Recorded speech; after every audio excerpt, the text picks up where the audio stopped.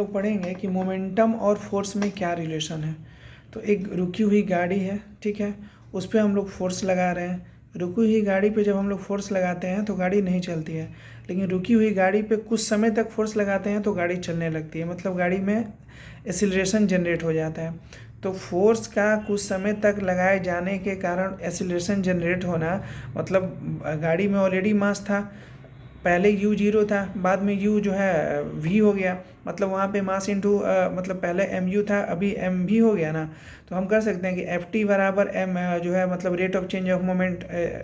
ft बराबर change in momentum, मतलब momentum में बदलाव क्यों आया, फोर्स इंटू टाइम के कारण आया। लेकिन चूंकि हम लोग यहाँ पे न्यूटन सेकेंड लॉ पढ़ रहे हैं, चूंकि यहाँ पे हम लोग को ये दिखाना है कि फोर्स का क्या रिलेशन होता है मोमेंटम के साथ, तो हम लोग f बराबर v माइनस यू अपॉन में t कर सकते हैं,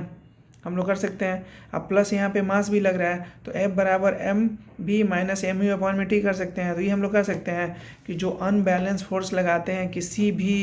मतलब वस्तु पे, वो rate of change of momentum के इन द डायरेक्शन ऑफ होता है, rate of change of moment से in the direction of velocity या फिर in the direction of force में होता है,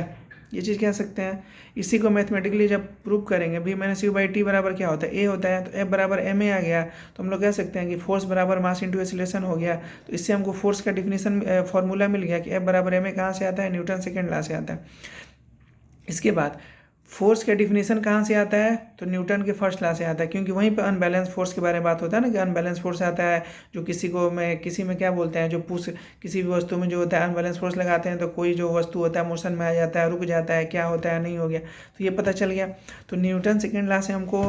फोर्स का फॉर्मूला मिल गया। और एक चीज़, जब फोर्स का फॉर्मूला मिल गया, F बराबर एम ए हो गया, एक चीज़ और कि जो फोर्स होता है, या सिर्फ फोर्स के Ft नहीं, सिर्फ हम फोर्स के टर्म में देखेंगे तो जो फोर्स होता है वो rate of change of momentum के डायरेक्टली प्रोपोर्शनल होता है। जब भी ये चीज़ तुमको सोचना हो, सिर्फ वो गाड़ी वाला एग्जाम्पल याद करना कि हाँ F बराबर की गाड़ी जब होता है तो ऐसे नहीं चलता है, जब गाड़ी पर लेकिन कुछ देर तक स्पीड लगाते हैं तो वैसे हो जाता है। अब आता है कि मोमेंटम से क्या होता है, मतलब जिस F बराबर change rate of change of momentum हो गया ना, तो अब वहाँ पे एग्जांपल देखो कि जैसे एक कोई ट्रेन हो गया, ठीक है,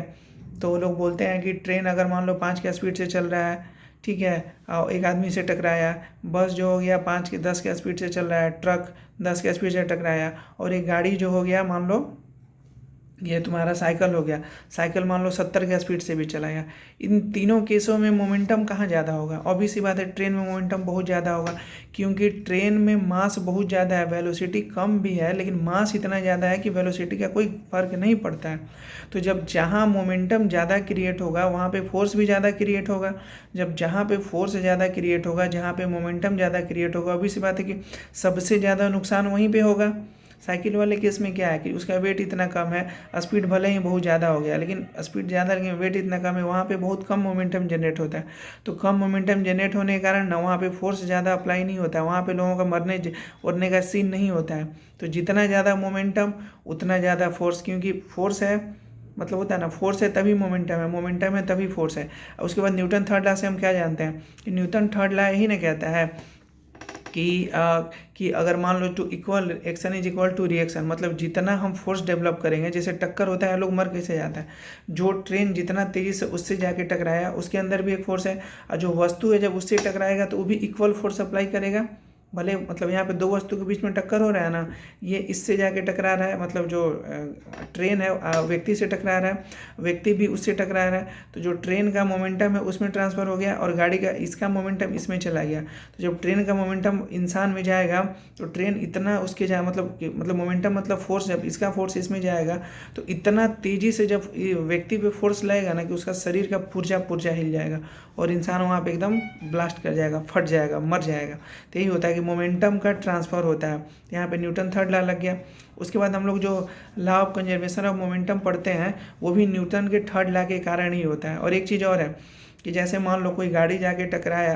ट्रेन जाके टकराया है व्यक्ति से, तो व्यक्ति जो होता है देखोगे ना कि बहुत तेज़ी से फेंका जाता है, जबकि ट्रेन पीछे तो जाता ही नहीं है। ऐसा क्यों? क्योंकि हम लोग तो पढ़ रहे हैं कि न्यूटन थर्ड लॉ में कि जो जितना होता है ना कि इक्वल मैग्नीट्यूड का फोर्स लगता है अपोजिट डायरेक्शन में, तो वो चीज़ दिखता क्यों नहीं है? वो इसलिए नहीं दिखता है ना कि ट्रेन का इतना ज़्यादा मास है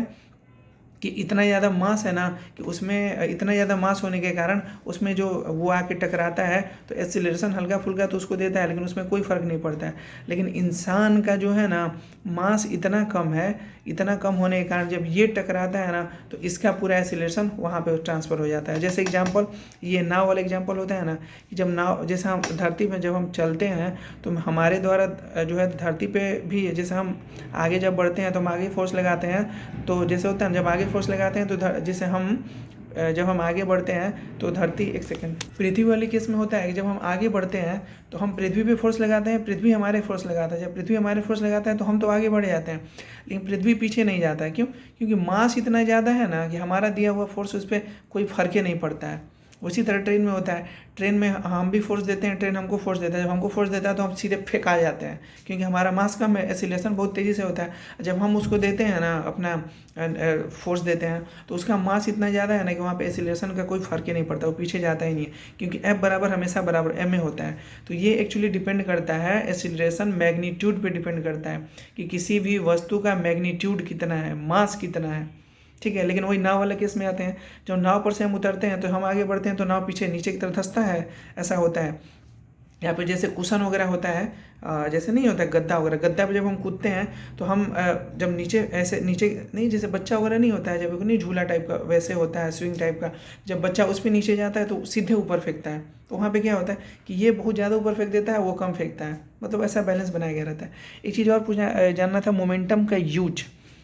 जब कोई एथलीट कूदता है, ऊपर से जंप करता है, तो जब जंप करता है तो उसका मोमेंटम बहुत हाई होता है। जैसे मान लो फोर्स लगाया, तो जब वो कूदता है तो ऐसे केस में अगर वहाँ पे नहीं गद्दा लगाया जाएगा तो अचानक से जो होता है ना कि अगर नहीं गद्दा लगाया जाएगा तो फोर्स मतलब अचानक से लगेगा तो फोर्स इनटू टाइम जो होता है ना, मोमेंटम को कम करने का समय बढ़ाते हैं ताकि उसका हड्डी उड्डी नहीं टूटे। अदरवाइज जैसे हम कैच रोकते हैं, अचानक से कैच रोकेंगे तो क्या होगा, हमारा हाथ और टूट जाएगा, क्योंकि अचानक से जब वही हम हाथ पीछे खींचते हैं तो हमको होता है ना कि rate of change of momentum, मतलब होता है रेट चेंज ऑफ मोमेंटम का टाइम मिलता है। मतलब मोमेंटम चेंज होने में फोर्स जो होता है ना, जो भी हमारे हाथ में लग रहा है कि टाइम के साथ करते हैं तो मोमेंटम धीरे धीरे चेंज होता है। वैसे ही जब हम कूदते हैं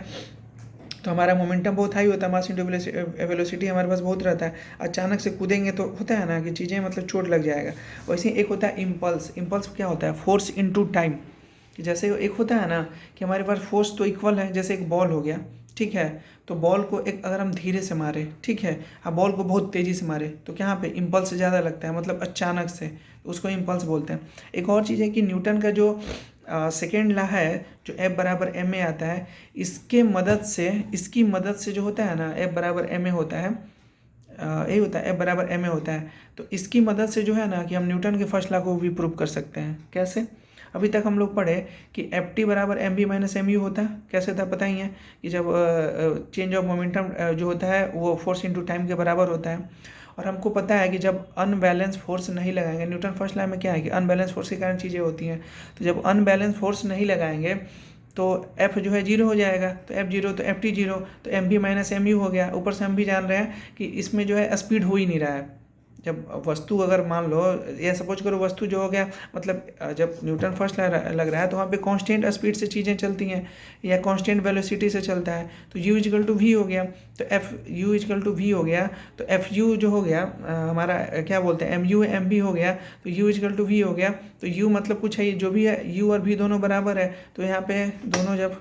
v बराबर u हो गया तो mv कहो चाहे u बराबर v हो, क्योंकि कांस्टेंट स्पीड से चल रहा है तो वो हमेशा कांस्टेंट स्पीड से ही चलते रहेगा जब तक उसमें एक्सटर्नल फोर्स नहीं लगाएंगे। वैसे ही दूसरा केस में अगर मान लो वस्तु रेस्ट की अवस्था में है, जब रेस्ट के अवस्था में वस्तु है तो वहाँ पे u और v दोनों बराबर हो गया, सॉरी u और v दोनों जीरो हो गया। तो जब u और v दोनों जीरो हो गया और अनबैलेंस फोर्स नहीं लग रहा है तो वस्तु रेस्ट के ही कंडीशन में रहेगा। तो बेसिकली हम न्यूटन के सेकेंड लॉ के फॉर्मूला से, न्यूटन के सेकेंड लॉ के मैथमेटिकल एक्सप्रेशन से हम लोग न्यूटन के फर्स्ट लॉ को भी प्रूव कर सकते हैं। यही होता है।